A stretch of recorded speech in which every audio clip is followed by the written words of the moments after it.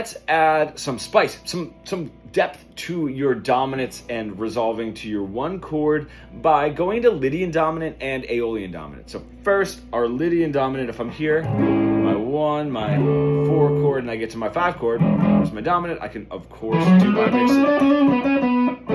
mix a Lydian and then resolve, if I want to think of it that way. Or I can throw in the 4th mode, which is why this makes it a little bit interesting, of Lydian dominant.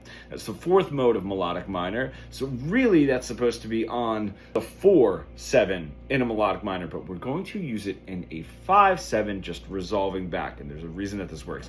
One, it's going to brighten up your dominant a little bit.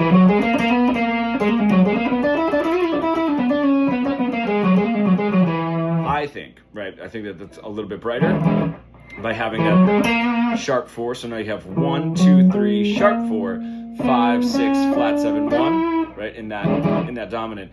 And what's really cool is, of course, we still have our clashing tritone, our 7 and our 4, resolving back to our 1 and our 3. We actually create another tritone, which is really interesting, which is the 5, and this sort of an augmented root note there that brings us down to that root note to resolve. That's what's really cool about it, is if you're using it in passing, you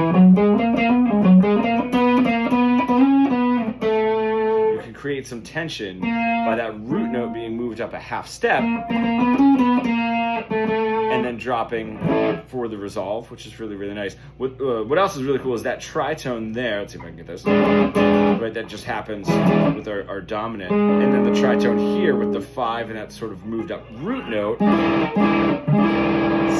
creates a little bit more tension to bring us back, of course, to our resolve. So that I'm using an Aeolian dominant, which is a 1, 2, 3, 4, 5, flat 6, flat 7, 1. Right, I can have the same idea that my flat 3 is now 1 half step, obviously away from my natural 3rd, and I can use that as my resolve.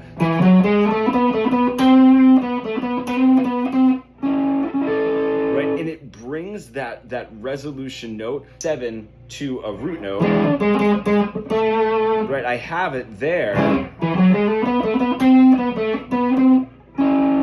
Right, for that 3rd as well. So I have the movement of my 7 resolving to my root note, as well as my flat 3 resolving to my natural 3. So if you're an intermediate guitar player stuck in that pentatonic plateau that we all get stuck in, and you want to bridge the gap between your creative ideas and what you're able to play, becoming fully fretboard fluent, comment pro below and we can get started.